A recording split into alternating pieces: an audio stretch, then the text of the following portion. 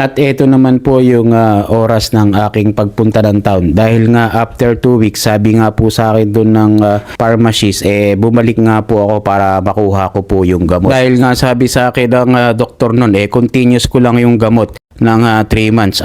After ng 3 months ay doon siya magdi-decide kung tatanggalin na o hindi. Kaya naman ito, dali-dali na tayong gumayak. Wala na nga goli-goli yan Pag uwi ko na lang kasi nga po nagulat ako sa alarm ko, kaya dali-dali na nga po akong gumayak para mag-BS dahil baka malate nga po ako sa biyahe ng Perry dahil alas 7 nga po yun. Kaya nung nagising po ako ng 6:30, hila mo sa toothbrush lang ang katapat yan, ox na yan. Para nga po makahabol tayo sa first trip dahil ang kasunod na trip na nga nun o na biyahe mga bandang alas 12 na po.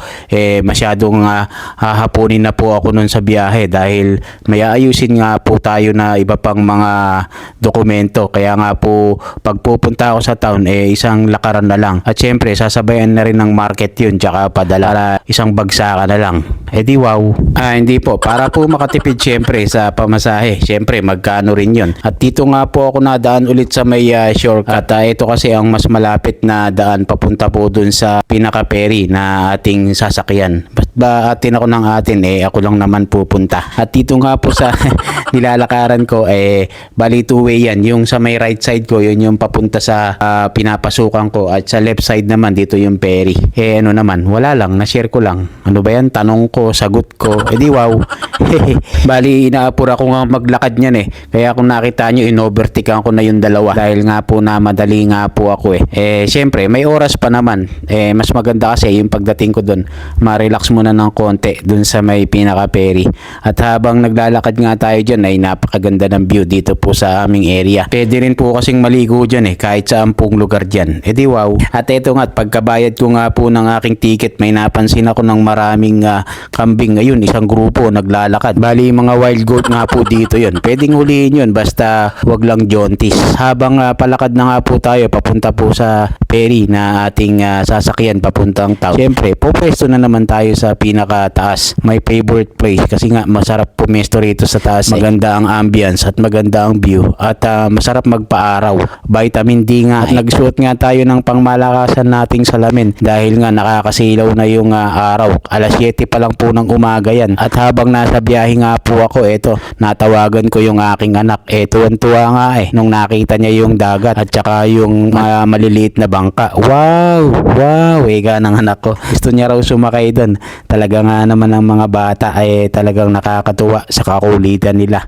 Na-miss ko na nga anak ko na to Naiwan ko nga to 6 months pa lang pero ngayon magpa 5 years old na. Kaya naman puro laro ang nasa isip kahit yung kausap ko puro games at saka pinaglalaroan niya yung mga effects sa may cellphone. Pinapalitan niya yung mga image. Sabi ko anak mamaya na dahil nga hindi kita maintindihan dahil nga malakas yung hangin. Kaya maya na tayo kakausap pag uwi ni tatay. Kaya naman kabangha-mangha itong lugar dito sa British Virgin Island. Kung tutuusin, pwede rin sanang gawin sa Pilipinas to yung mga cruise ship pupunta rito sa mga port para i-tour guide or pupunta sa mga island dahil nga ang island sa atin sa Pilipinas 1,700. Para dito wala pa yatang 100. Correct me if I'm wrong mga bossing. At lalong mamamangha ang mga turista dahil nga sa ganda ng Pilipinas. At dadami din ng turismo at trabaho sa atin sa Pilipinas. Kaya lang marami pa rin kasi sa ating mga crocodile farm Joke lang po. At heto na nga't balik na tayo dito sa aking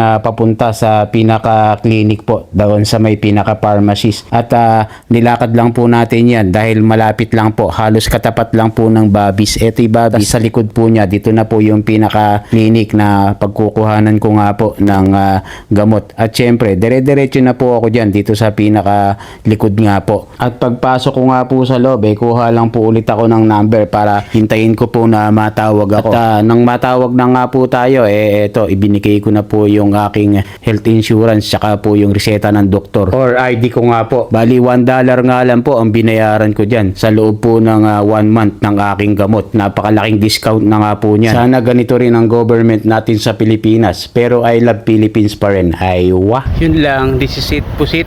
Love you all. Mama Chup Chup. Alright.